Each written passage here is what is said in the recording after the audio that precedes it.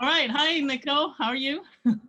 Good morning. I'm very good. Yeah, Thank you, Elaine. And you? yeah. Thank you. Thank you for doing this interview.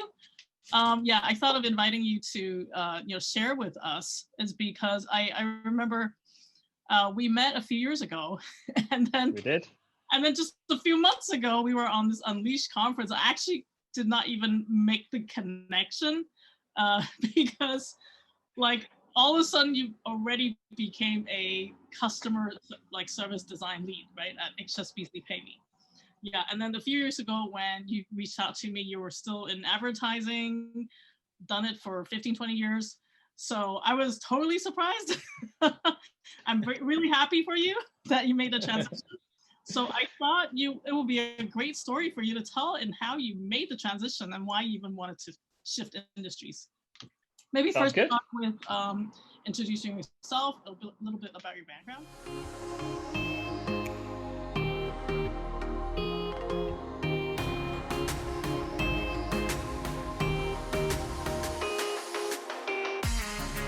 Okay, so good morning. Thanks, Elaine. I think I will enjoy that chat because it's certainly a time of my life I thoroughly enjoyed it. That was a great challenge of mine to change industries. So if I can share my lessons, I'd be more than happy to do that. So I guess my background. First of all, I'm French. My accent still gives me away.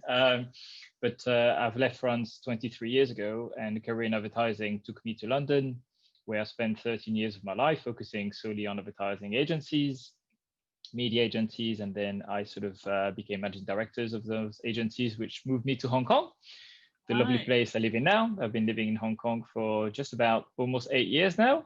Okay, that's Uh, no idea then. yes, I am. I am a permanent resident of Hong Kong, and I guess the first half of that experience in Hong Kong was still within an advertising construct. I was managing agencies here in Hong Kong and on a regional basis in APAC.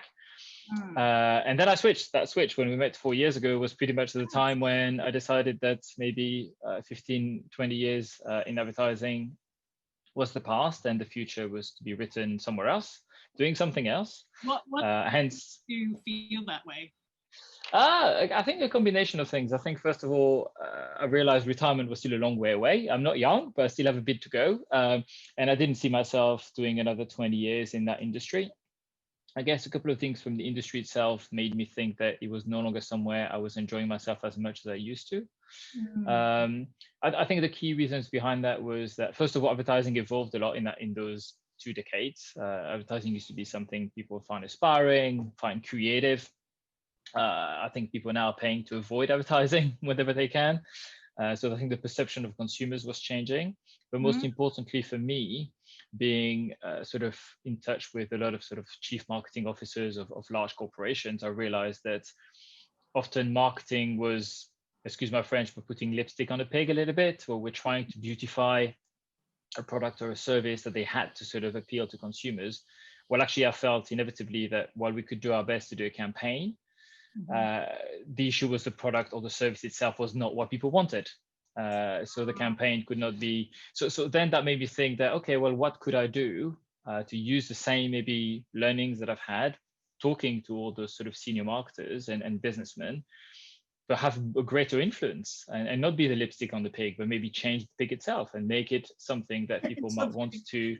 Sorry, my analogy is terrible. I will not continue 30 minutes on this analogy, but yeah, basically it was a trigger for me to think that actually I could maybe have a greater impact or wider impact using some of the skills that I've learned, but in a different context. So switching out of agency, maybe joining some of those companies and try and find a way to improve those products and services that they were developing at the time. So what made you aware of this other industry called service design or UX, or how? Yeah, so that's the thing. The industry itself is really badly defined, and I think you and I would already discussed in the past. It's a sort of terminology issues that around what is UX, what is service design, what is design centricity or human centered design. So I think as an industry practitioner now, I think we have a great job in our hands to clarify all this. But regardless of the names or terminology, I was really appealed by the ability to transform the ways of working and the ways of thinking of those corporations. Okay. And I also realized, I guess from an opportunity standpoint, that a lot of these companies are talking really loud globally. I mean, in Hong Kong, but also globally about being more customer centric. Mm-hmm. Actually, very few have a lot of action and investment going behind making it happen. Right. And that's why I think a lot of service design roles haven't yet made it to any job post, any job descriptions, any recruiters even understanding what service design is. It's still very, very early days. Yeah. So I guess it's often disguised into other things. Sometimes it's in marketing. It's sometimes it's customer research or strategy positions, or pure design position like UX and UI, which are much more defined. And that's why you see much more UX positions being advertised from those companies. Right. So how were you aware of this, even? So obviously working in communication agencies starting to also develop extra services to broaden their skill sets. And often interactive design and service design became an area of innovation to explore. So that term sort of came about at that time. I also met with a couple of people in Hong Kong who were also in that field. The service design conference that takes place on a yearly basis started about that time at 4 years ago, I think. Right. In Hong Kong for Asia. So I was curious about it and I decided to attend it and helped organizing it so that I could get a free ticket because I didn't have much money at the time, having left my previous position. And then the more I heard about it, the more I dug into it, the more I met people who were trying to do it, the more I felt that this was something that I could and would want to do moving forward. Okay. So as a senior person trying to switch industries, like what were the challenges that you faced? How long do we have? So I guess there's a number of challenges, whether you're a senior person or not. I think senior person makes me add an extra pressure on the sort of financial means necessarily. You might not be prepared to start from zero again. But I think regardless of that particular aspect, I think anyone who is willing to change career dramatically needs to be prepared for a couple of things. I think the first one for me was you move from being someone to being no one. So I remember LinkedIn for me was quite a harsh reality. When I was working in the advertising world, LinkedIn invites kept coming every other day. There was plenty of job opportunities coming. There was plenty of conversations to be started with me. The moment I left that world, because I quit my job before moving into service design, I took 8 months to think about what I wanted to do next. So that moment, I moved from being an active professional to being somebody who is seeking connections, who is seeking answers and discussions. And that completely flipped how LinkedIn was perceived for me. So I was reaching out to a lot of people to try, like you, and you accepted to have a coffee with me at the time. And I do remember that vividly. So you sort of reach out to people in a cold way, just to say, I would like to understand a bit more about what you do. Yeah. Can we meet up for a coffee? And I had obviously a huge amount of rejection at the time. People are very busy. They didn't really see the point of doing that. But the few that did, like you, it was really valuable for me. And I did that not just on service design. At the time, my view was I'm going to change career. I didn't know to do what. Because my son was born at the time, and I thought I was very busy managing agencies, and I wanted to be more present. So I decided to take anyway. That's why I resigned. And took me about 8 months of quality time with my son, but also for me to take the time and breathe, to not jump again into something that I might not want to do for another 20 years. So that's when I reached out to people. Like I explored many different avenues. I guess I looked at myself in the mirror and sort of tried to assess what am I good at? What have I learned in those 20 years? What values do I have? What qualities have I developed? What are the things I don't know? There's many of those. And what things could I go towards that would need those skills? And I explored all my passion points. I explored sport because I love sport. I explored travel because I'm a very keen traveler. I explored photography because I'm a bit of an amateur photographer on the side. And then I explored this area of service design, which I had heard about. And I was exploring all these avenues in parallel, trying to meet people who are in those fields. How many people did you reach out to? Oh, hundreds. I've literally reached hundreds, and I've joined things like meetup groups. I've tried to connect myself to as many people as possible. And I guess the reason why I did that, and I guess that's one lesson for me, is because when you look at the way people portray their jobs on LinkedIn or Facebook, everything is wonderful. Everything is perfect. Everybody's happy in their jobs. Everybody's very proud of the work that the company produces. But when you meet people, then you get to the real truth about what is their day like. What do they like about their day to day? What's frustrating? What are things they would want to do but can't do? What are things they didn't know they could do and they do? And you get to a much more real sense about what their professional life is made of. Mm-hmm. And that was very informative for me. And quickly enough, I realized that anything to do with linking a passion point of mine to a career was not the right thing to do. Mm-hmm. Most people that I've met who love sport and work in sport end up hating what they do because it loses all the shiny component of this is just a hobby to becoming a job. Mm-hmm. Very few actually manage to keep those fire for their passion while working in it. And I do love people who can do that. I just didn't find any in my search that I could see myself do. Yeah. So slowly but surely, I was angling myself back into this service design thinking concept that I've met very few people who are actually doing it. And I Mm-hmm. thought, you know what, this is maybe the right time. So I think the question is not just how you switch, but when. Mm-hmm. When do you make that switch? When is the right time? And I guess as far as service design or your UX is concerned, now is a good time because Yeah. now you have many companies who are seeking to just not play lip service to customer centricity. They have no But, choice with COVID, right? well, that too, absolutely. And I think that accelerates that change. So I think there is definitely the right time, right place kind of thing. And I think for this area of interactive service design, UX design, now is a really good time Okay. because companies have started to really try to invest, whether it's part of the transformation effort of the company, whether it's part of their digitalization effort, whatever the reason might be, they're starting to invest more money into we need to be more customer centric. And Yes. they may call those positions in the wrong way. They may call it something that it's not, but it doesn't really matter. The point is you're here to embed a human-centered design approach to how those companies operate. So how did you equip yourself with the skills that's needed to change industries? I think a lot of people want to know this because they'll be like, I'm an industrial designer. Like, how do I do this? Or I'm an architect. You know, people put label on themselves and they're like, Yeah. I can't change, right? Yeah.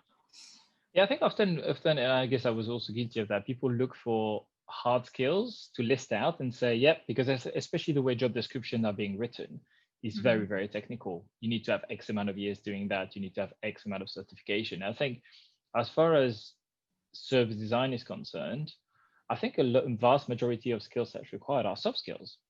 Mm-hmm. And they are skills that most people do possess if they've worked in teams before, if they had to communicate and collaborate in sort of wider organizations. So Mm-hmm. things like collaboration, things like teamwork, things like empathy, curiosity are all part of the other core fundamentals to embedding service design into corporation. And these are not hurdles which are very difficult to jump through for most people. Right. And how did you find out what skills you actually even need in a new industry?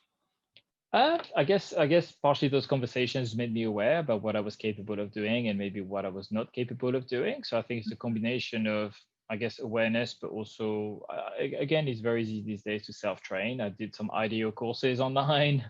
I took some sketch because I'm not a designer at heart. I'm a sort of advertising guy. I'm not. So I took some obviously sketch basic trainings that I could do on video from the comfort of my own home. Uh-huh.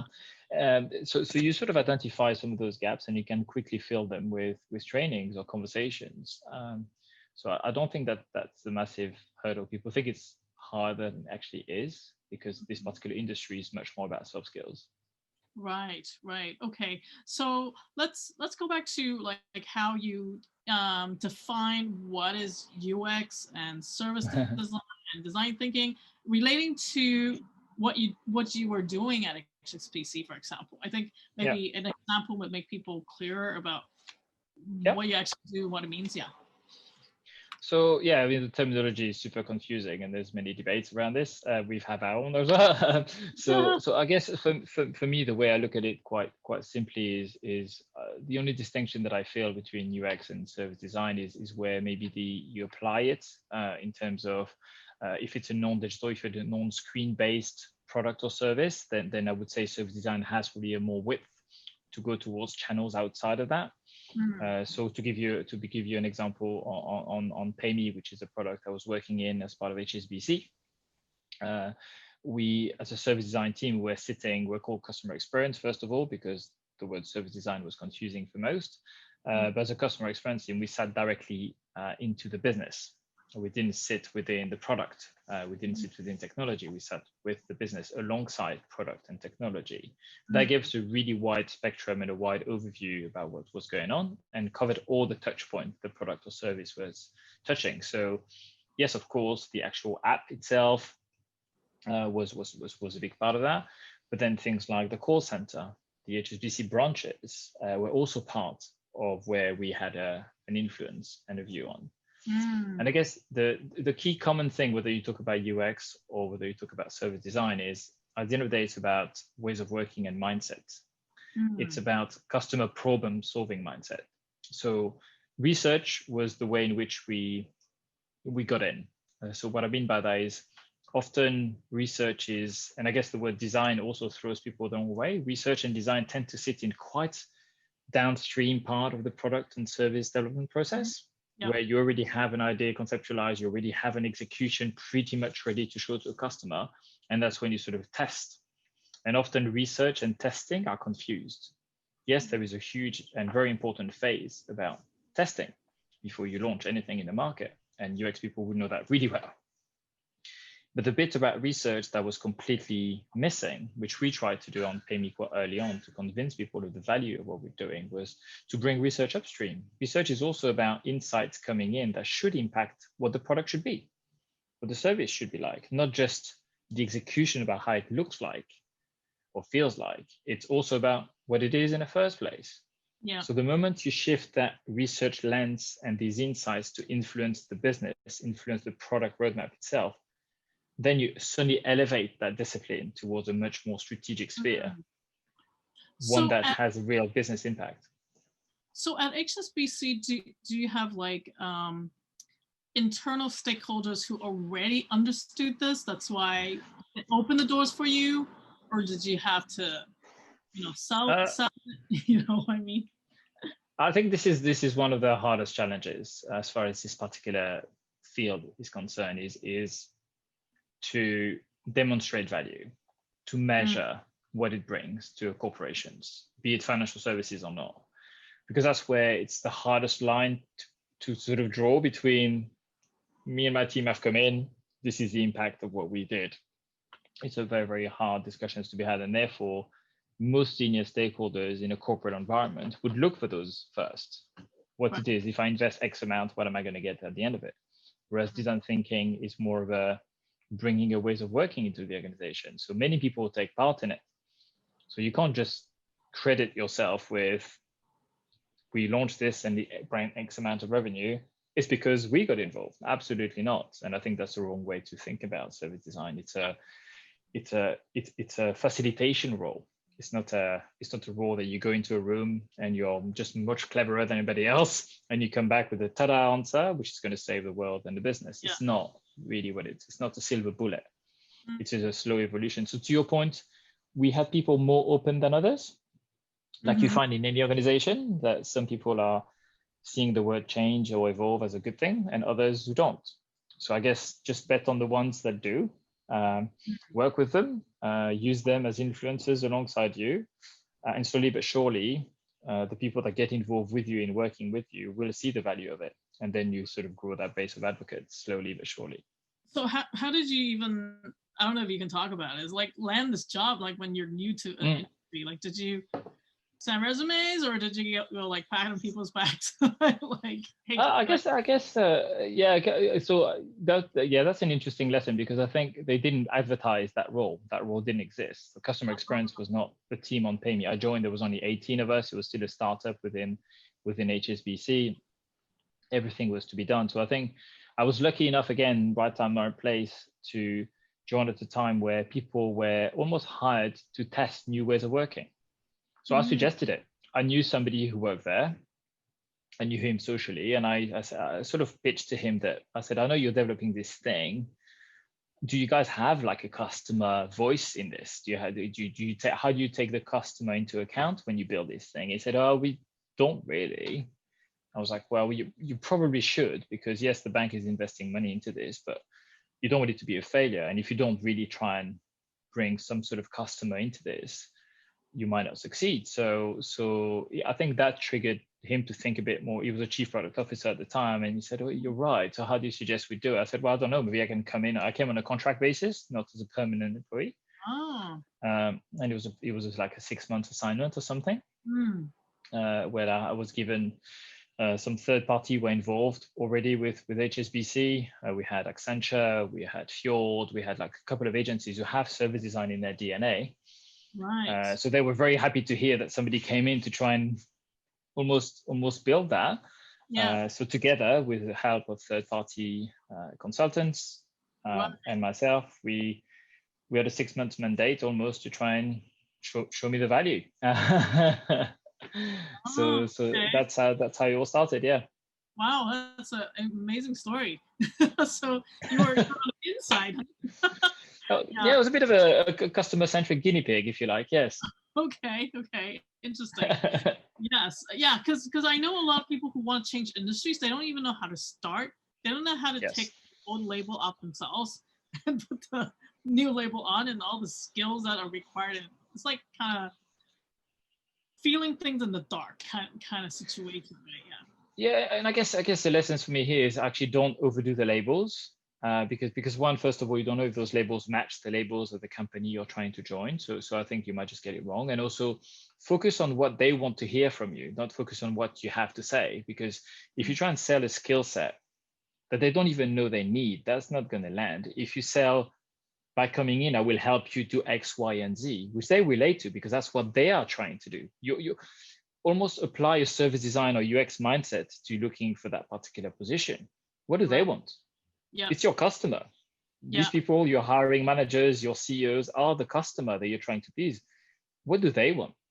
If you understand what they want, then you can try and match almost that and say, I could help you do this as part of what you are trying to do. Yeah. That will definitely resonate a lot more than I am capable of X, Y, and Z, and I can do workshops, and I've got these toolkits that I can apply. I can do customer journey mapping. They won't know they need it. You need to create that need first. And I guess for me, that was more that, and that's my background in business management, was helpful, because I sort of understood a bit better maybe the mindset of some of those sort of individuals sitting at the stakeholder table.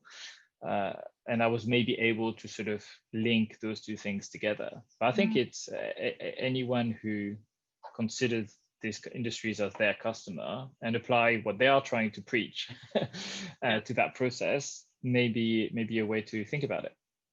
Yeah, good point. I think you basically created your role, right? You added. Yeah. I had to write my own job description. I did. Yeah. When they decided to hire me, I had to write it. Yeah. That's really good to know. Yes.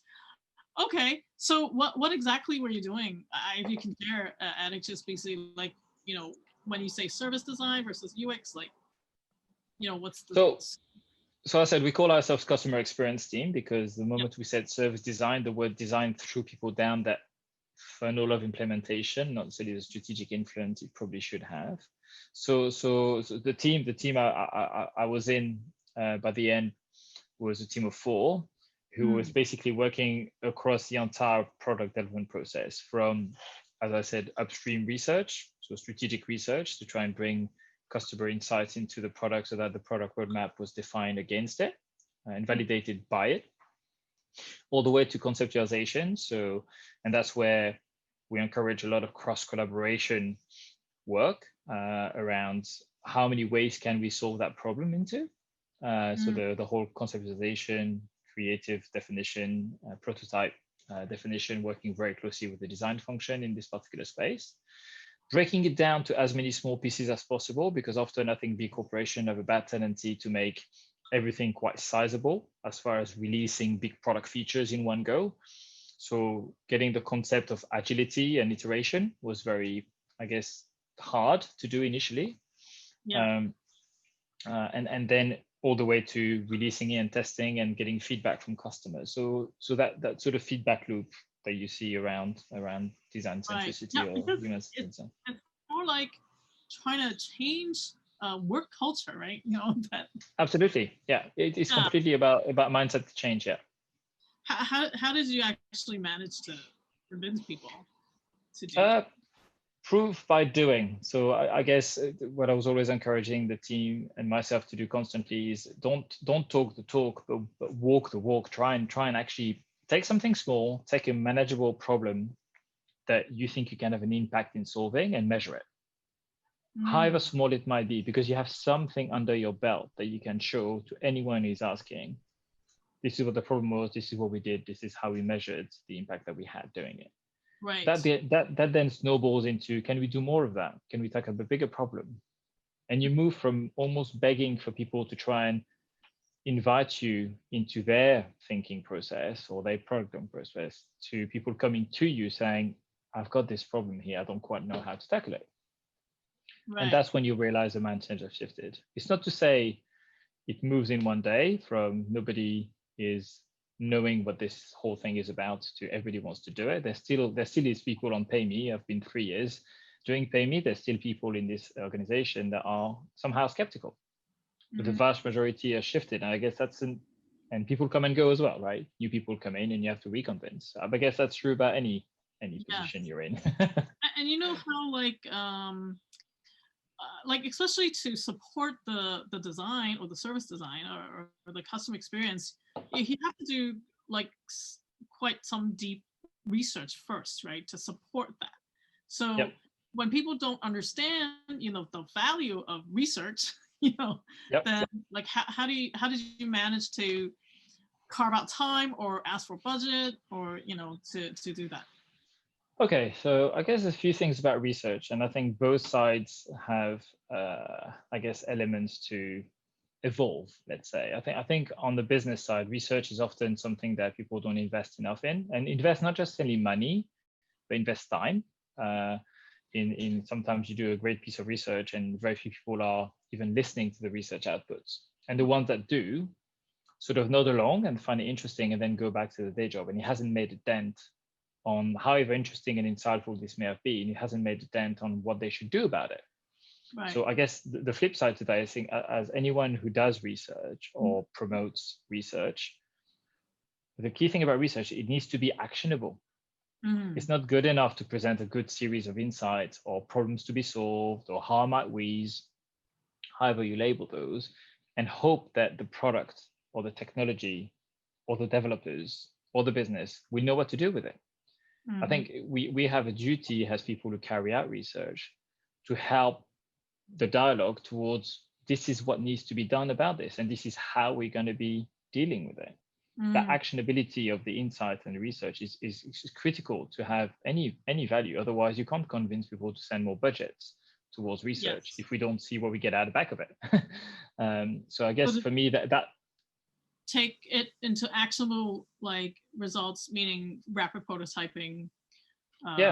So we've learned X, we've done Y and Z with it, as opposed to we've learned X, that was interesting. I think for me, there's always been something that we try. It's not always easy or possible. Yeah. But I think the few times you translate a piece of research or a piece of insight into it has actually impacted the way we develop the product or the way that feature was particularly released, then there is a valid reason why research is there. Otherwise, it becomes this almost, can it confirm our assumptions? Yes, great, good for it. Yes. And in large corporations, I know like some companies really believe in quantitative, right?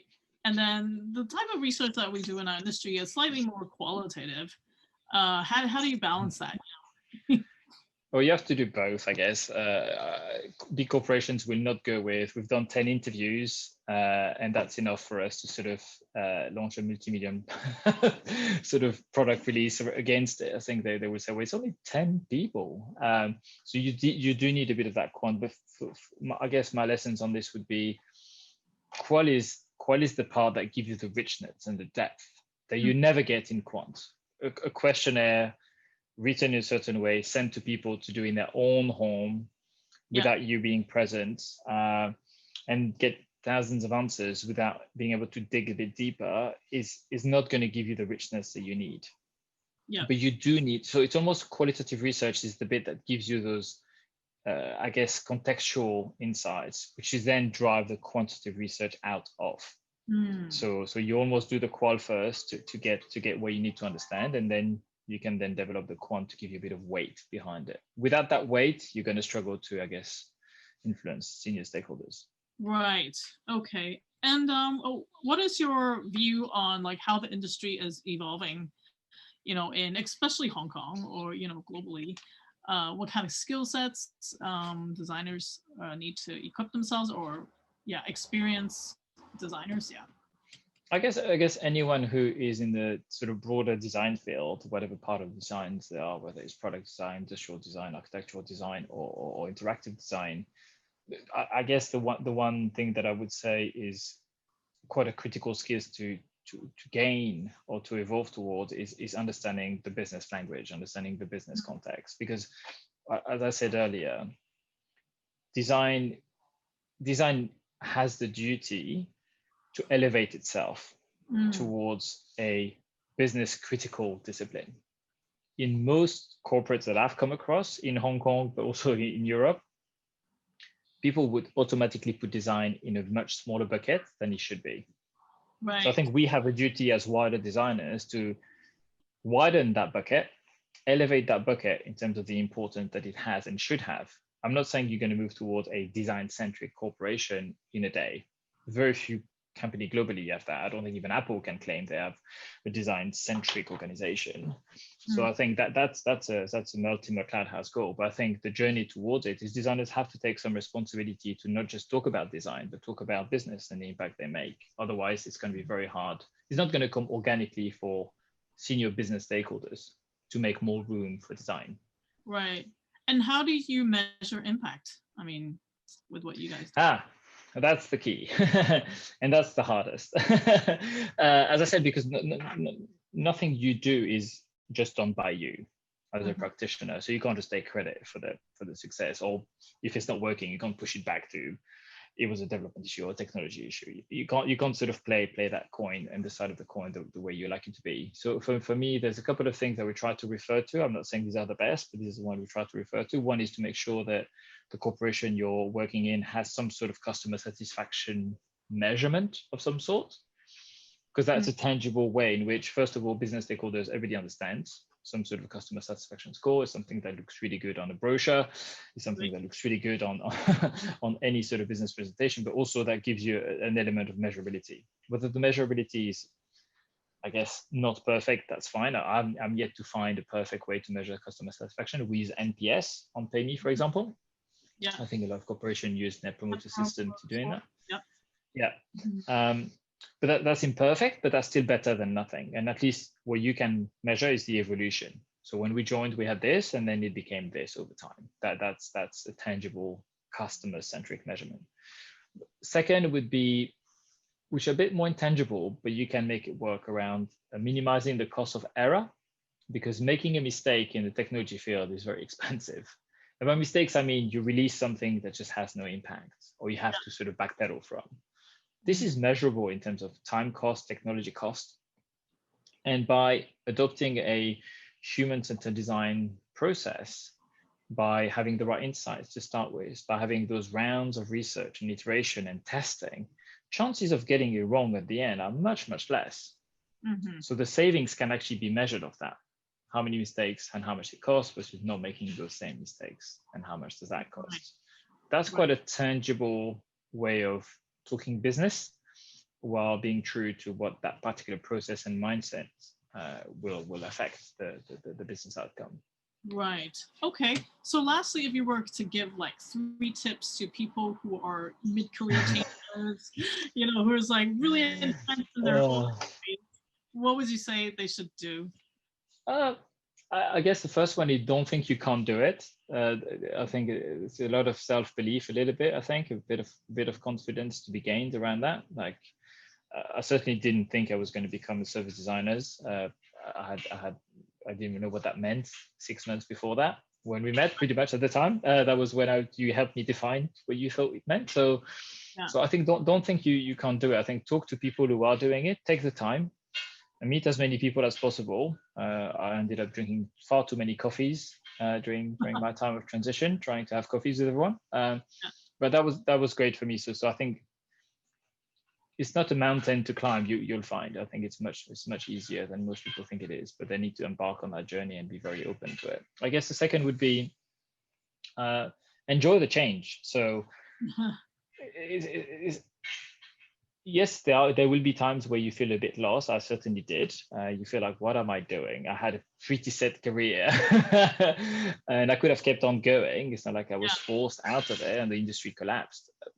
But try and enjoy that process of change. It's exciting to think about you're going to write another chapter of your life for the next 20 years or 30 years or whatever that might be. There's something quite nice to look forward to.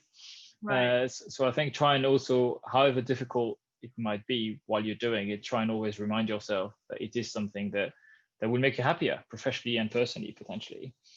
So I think. Did you even send a single piece of resume out? Or you? No, not for at least 5 or 6 months. And I guess that's another tip. I guess don't look at job descriptions. Don't contact recruiters. Yes. Because they will force you down the funnel of what they are looking for, not what you are looking for. Yes. And that was for me very important. It's not even representative of what the job will be. So don't try and match your expectation to the expectation that those jobs advertise think they should give you. I think so. Yes, I stayed away from resumes. I stayed away from recruiters during the entire time because I felt they were not. They don't have my best interest at heart, and that's normal. I'm not blaming them at all.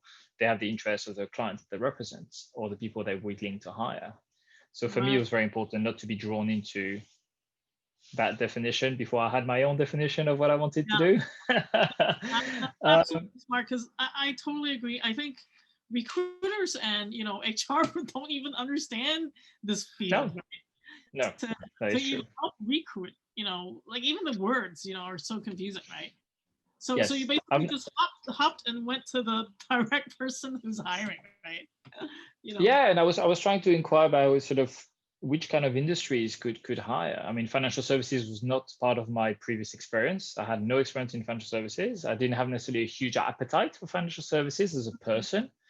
But it just happens in Hong Kong that this industry are very prominent to the Hong Kong market. And actually, when you think about when it comes to money or insurance, it's close to people's heart as a consumer. So I started being attracted by the challenge of helping people navigate what is often stressful. Managing money, managing your planning for your death. Like these are not something that people necessarily feel very comfortable doing. And I thought if I can as a service designer make that process a bit more human, a little bit more in touch with what they are worried about at the time, then that would be a great personal drive. So regardless of the industry itself, I found the position and the challenge very interesting. Is that a position that you're moving into, helping people Yeah, I mean, I will be joining the Sun Life insurance company next week. Okay. And that's exactly the kind of challenges that they're facing. Sort of talking to people about planning events they don't want to plan. Really, nobody wants to plan for car accidents or their home being burgled or being ill. Really, but yet we all have to do it, right? So that process is quite challenging. Everything insurance, or is a particular area of insurance that you're? I haven't started yet, so I will tell you when I start. But it's I think it's across the board as well as investment. Yeah. Well, what's your new job? I'm really happy that you actually made the transition after seeing you a few years later, and you're already on your way to the next job. So yeah, exactly. Thank you for sharing. My pleasure. Talk to you soon. Thank you. Talk to you soon. Thanks a lot, Elaine.